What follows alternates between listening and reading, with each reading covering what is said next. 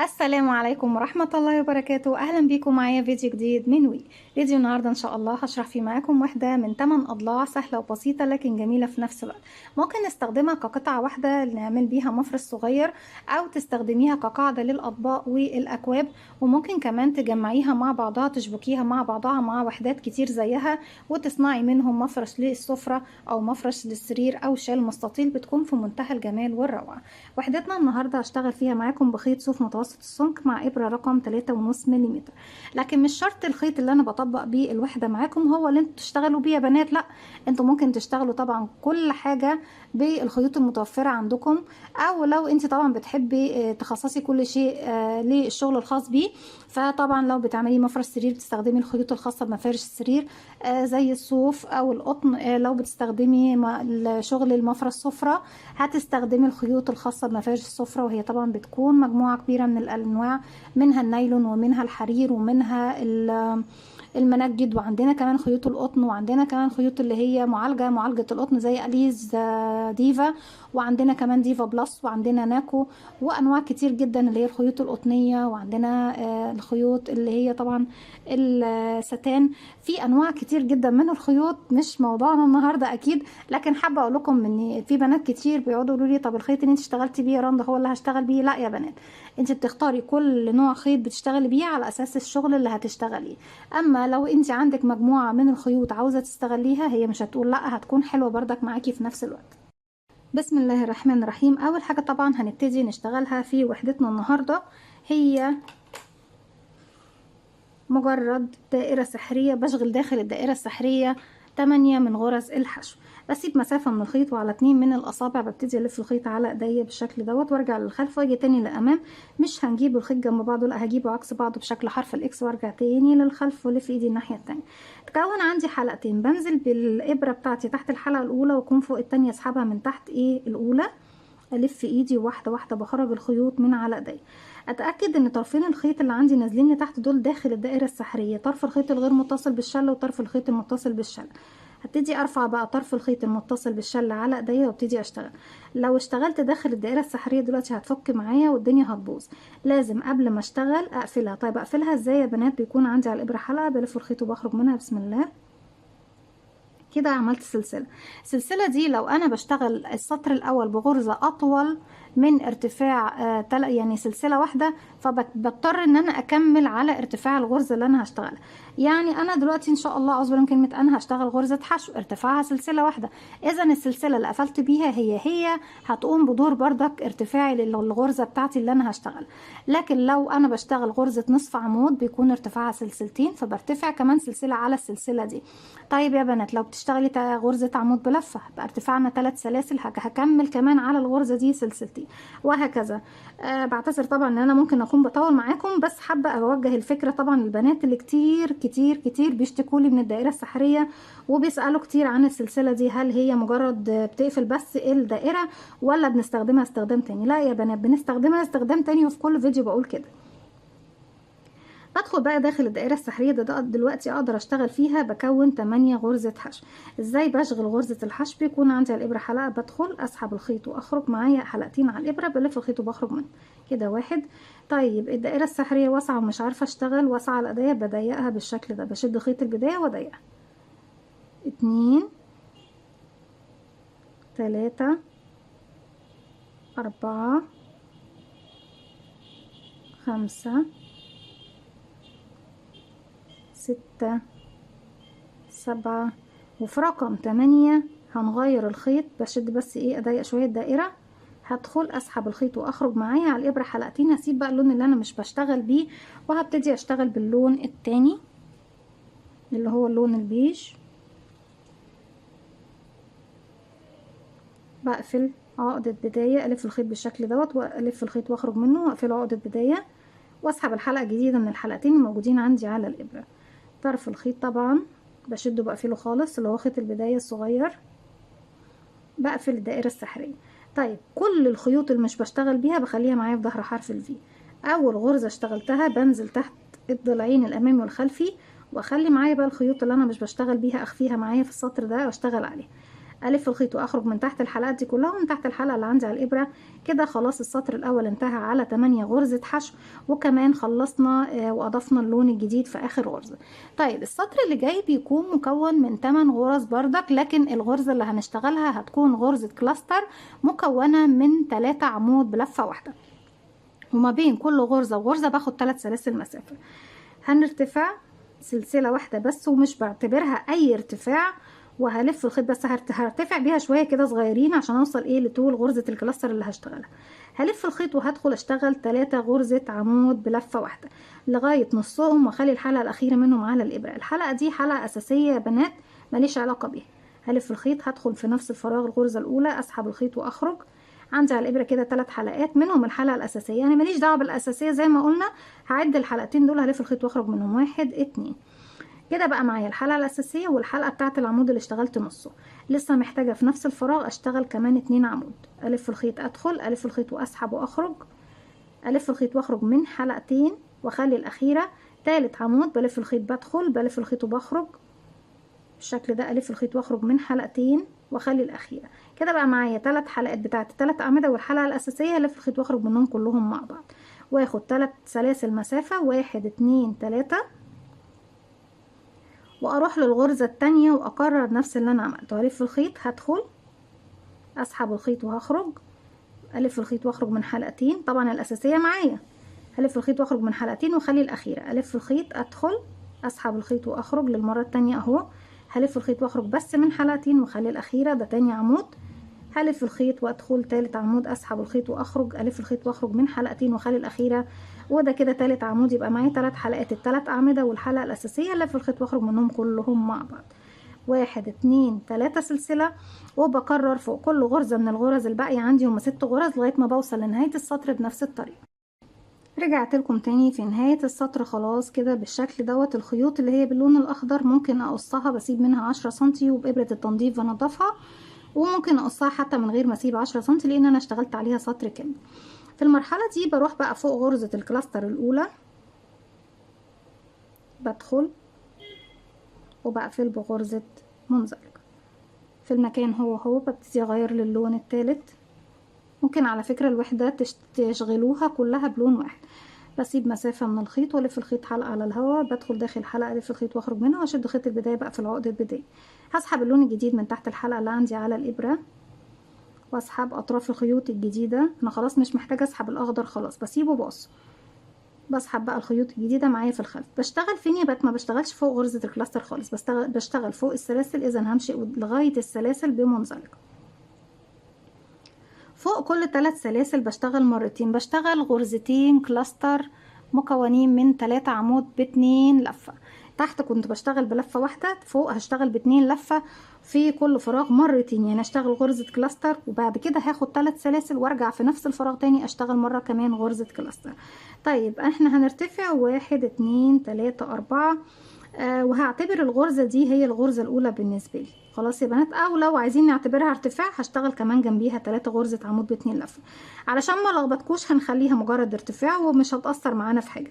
هشتغل جوه بقى دلوقتي 3 غرزة عمود ب2 لفة لغاية نصهم، أو لغاية الحلقة الأخيرة هسيبها زي ما كنت بسيب تحت. هلف الخيط دلوقتي، وطبعا جاية من اسم العمود ب2 لفة ان انا بلف الخيط على الإبرة مرتين، 1 2. بقى معايا 3 حلقات. هدخل فراغي فوق ال3 سلاسل، اسحب الخيط واخرج، معانا 4 حلقات. مرتين هلف الخيط واخرج من حلقتين، 1 2. يعني مرة بلف الخيط واخرج من حلقتين وارجع مرة والف الخيط واخرج من حلقتين. الحلقة الأخيرة بخليها مع الحلقة الأساسية. تاني بكرر 1 2 لفة، بدخل فراغي اسحب الخيط واخرج، هلف الخيط واخرج من حلقتين 1 2، هرجع مرة كمان الف الخيط واخرج من حلقتين 1 2. بقى معايا الحلقة الأخيرة تالت عمود 1 2 مرة بلف الخيط واخرج من حلقتين. كده بقى معايا 4 حلقات على الإبرة، في الخيط واخرج منهم كلهم مع بعض. بعد كل غرزة كلاستر بشتغلها باخد 3 سلاسل مسافة، سواء في نفس الفراغ أو في الفراغ اللي بعده. 1 2 3. يعني ايه يا رندا عشان ما تلخبطيناش نفس الفراغ او الفراغ اللي بعده؟ يعني انا بشتغل في الفراغ اللي فيه 3 سلاسل مرتين، صح يا بنات؟ علشان بعد كده اشتغلت الكلاستر دي وخدت 3 سلاسل بعديها، صح؟ هشتغل كمان واحده كلاستر في نفس الفراغ. علشان اروح من الفراغ ده بقى للفراغ ده لازم اخد كمان 3 سلاسل. ولو حسبناها هنبص نلاقي ان احنا بعد كل غرزه كلاستر بشتغلها من فوق باخد 3 سلاسل، من تحت بشتغل 2 في نفس الفراغ. 1 2، وهو في نفس الفراغ تاني كمان مرة بكون غرزة كلاستر كمان. 1 2 3. كده كونا 3 أعمدة ومعايا الحلقة الأساسية 4، هلف الخيط واخرج منهم كلهم مع بعض. كده اشتغلت كلاستر 3 سلاسل، كلاستر تاني في نفس الفراغ، لكن عشان امشي بقى للفراغ التاني هاخد كمان 3 سلاسل. 1 2 3. اظن كده اتضحت الفكرة اللي انا اقصدها، اني من فوق بعد كل غرزة بشتغلها باخد 3 سلاسل، لكن من تحت بشتغل غرزتين في كل فراغ يقابلني، وبتجاهل تماما غرزة الكلاستر. تاني مرة هدخل بقى في الفراغ اللي فيه 3 سلاسل واكون غرزة كلاستر مكونة من 3 عمود ب2 لفة. 1 2 3. معانا 4 حلقات بلف الخيط واخرج منهم و3 سلاسل مسافة. 1 2 3 لفتين، وفي نفس الفراغ هو كلاستر كمان. 1 2 3. بعد ما خلصت 4 حلقات بلف الخيط واخرج منهم بعديهم كمان 3 سلاسل. 1 2 3. وهكذا في كل فراغ بشتغل مرتين غرزة كلاستر 3 سلاسل غرزة كلاستر، وارجع اخد 3 سلاسل واروح للفراغ اللي بعده غرزة كلاستر 3 سلاسل كلاستر. بكمل بقى السطر بتاعي كله بنفس الطريقة وارجع لكم نكمل السطر الجديد مع بعض. رجعت لكم تاني، وفي نهاية السطر زي ما احنا شايفين برجع تاني للون البيج، بس في قبل ايه، مش قبل ما اقفل السطر بتاعي. فوق غرزة الكلاستر بدخل وبقفل بغرزة منزلقة. هسحب تاني من الخلف بقى اللون البيج تاني،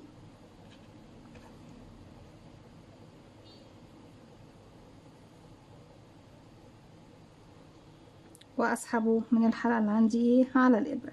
بنشتغل بردك فوق السلاسل، بمشي بمنزلقة لغاية ال3 سلاسل، وفي المرحلة دي هبتدي ارتفع سلسلة، وفي نفس الفراغ هشغل غرزة حشو. برتفع 1 2 3 4، واروح للفراغ اللي بعده بسيب الكلاستر وفوق ال3 سلاسل بشغل غرزة حشو. 1 2 3 4، بسيب الكلاستر وفوق ال3 سلاسل غرزة حشو. والسطر بتاعي كله بيكون 3 سلاسل حشو 3 سلاسل حشو 3 سلاسل حشو، بسيب غرزة الكلاستر وفوق ال3 سلاسل هي غرزة الحشو. في نهاية السطر احنا طبعا علشان نبتدي من نفس المكان اللي احنا واقفين فيه، انا هنا في الفراغ دوت اشتغلت الحشو. المفروض ان انا كنت باخد 4 سلسلة وبروح ايه اعمل حشو. طب انا دلوقتي هاخد كام؟ سلسلة واحدة بس، وهروح اشتغل عمود بلفة فوق غرزة الحشو الموجودة عندي، بحيث ان انا في نفس الفراغ شايفين اللي هو مكون طبعا من 4 سلاسل. واحنا عملنا طبعا خطوة فنية وعملناها في اكتر من عمل قبل كده، اني بستبدل السلاسل بغرزة بتكون بنفس الارتفاع. طيب انا ممكن اعمل حاجة تانية هنا، ممكن اعمل حاجة تانية هنا، ارتفع سلسلتين واشتغل غرزة نصف عمود، لان ارتفاعها سلسلتين اذا هيكون نفس العدد 4 فراغات موجودين عندي. طيب السطر اللي جاي هو نفس السطر اللي فات، اني برتفع سلسلة وبشغل غرزة حشو في نفس الفراغ، لكن المرة دي مش هاخد 4 سلاسل، هاخد 5 سلاسل. 1 2 3 4 5، وبروح فين فوق ال4 سلاسل واشغل غرزة حشو، وبكرر 1 2 3 4 5، وبنزل من تحت السلاسل اشغل غرزة حشو، وبكرر دوت لغاية نهاية الراوند او نهاية السطر، وارجع لكم نكمل مع بعض. رجعت لكم تاني، وفي نهاية السطر عندنا هنا هبتدي ارتفاع سلسلتين 1 2، وهلف الخيط على الابرة وهدخل فوق غرزة الحشو اشغل غرزة عمود بلفة، الف الخيط واسحب واخرج. معايا 3 حلقات، هلف الخيط واخرج من حلقتين بنفس اللون، وهسيب بقى اللون ده وهجيب اللون الجديد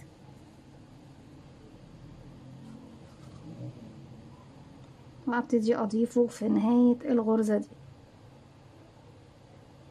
اسحب اللون ده من الحلقتين اللي عندي على الابرة، هرتفع سلسلة وفي نفس الفراغ هو بشغل غرزة حشو. بعد كده هرتفع 6 سلسلة، 1 2 3 4 5 6، وهروح للفراغ اللي جاي يا بنات، وهشتغل فوقيه بقى ايه؟ هشتغل فوقيه غرزة كلاستر مكونة من 4 عمود ب2 لفة و4 سلاسل، وفي نفس الفراغ تاني غرزة كلاستر مكونة من 4 عمود ب2 لفة، وبعد كده باخد 6 سلاسل واروح للفراغ اللي بعده واعمل حشو كده. 1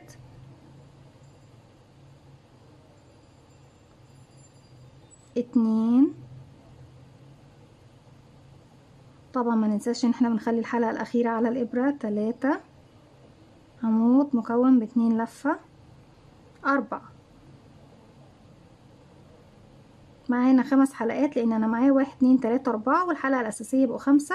هلف الخيط واخرج منهم كلهم مرة واحدة. هرتفع 1 2 3 4، ما بين كل غرزة كلاستر والتانية باخد 4 سلاسل، اما قبل غرزة الكلاستر 6 وبعدها بعد الاخيرة 6. كمان غرزة كلاستر من 4 اعمدة ب2 لفة كده. 1 2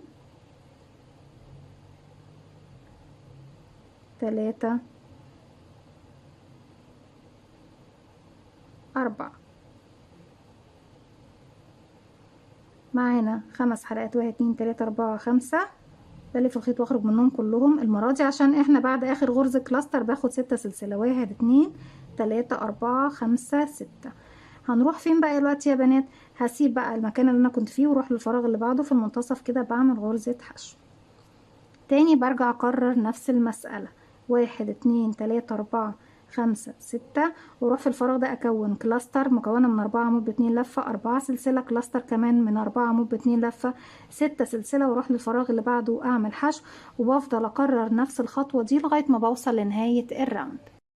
رجعت لكم تاني، وفي اخر سطر هنشتغلوا مع بعض. طبعا بعد ما اشتغلت هنا بغرزة كلاستر مكونة من 4 عمود ب2 لفة و6 سلسلة، هروح لمكان غرزة الحشو الاولى، ادخل اسحب الخيط واخرج منها ومن الحلقة اللي عندي بغرزة منزلقة. ابتدي اغير للون الاخير، السطر الاخير.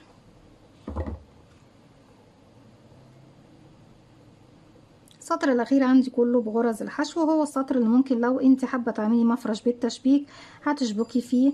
بتشبكي طبعا كل وحده في الوحده التانية في جزئين او في ناحيتين من الوحده اللي معاكي. طيب هنمشي بقى لغايه المكان اللي فيه غرزه السلاسل، غرز السلاسل، وهبتدي ارتفع سلسله. هتجاهل تماما غرز الحشو اللي عندي من تحت، مش هشتغل فيها يا بنات، لكن لو حابين نشتغل فيها بردك مش مشكلة عادي، مش هيحصل اي حاجة، وبتدينا بردك ايه كثافة في الشغل. فاذا كنتوا حابين تشتغلوا فيها ريدي مفيش مشكلة، لو حابين تتجاهلوها بردك مفيش مشكلة. هبتدي اشتغل بقى غرز حشو كده. عندي 1 2 3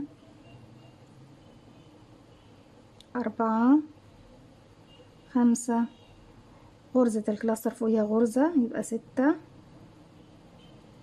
هبتدي اروح بقى للغرز اللي بعد الاربعة دول اللي هم بعد غرزة الكلاستر. طيب الغرز الاربعة اللي بعد غرزة الكلاستر بشتغل فيهم ايه؟ هشتغل فيهم 5 بردك غرزة حشو، بس في الغرزة رقم 3 بشتغل غرزة بيكوت.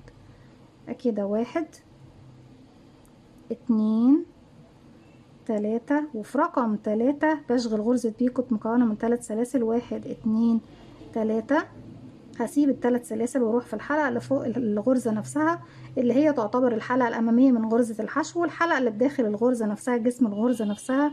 هسحب الخيط واخرج من الحلقتين، ومعايا كده حلقتين هلف الخيط واخرج منهم كأني بعمل غرزة الحشو بعد الثلاث سلاسل دول. ارجع اشتغل بقى عند السلاسل اللي تحت الاربعة كمان 2 حشو، 1 2، وفوق غرزة الكلاستر بشتغل غرزة حشو. ولو حابين تتجاهلوها بردك نتجاهلها مفيش مشكلة.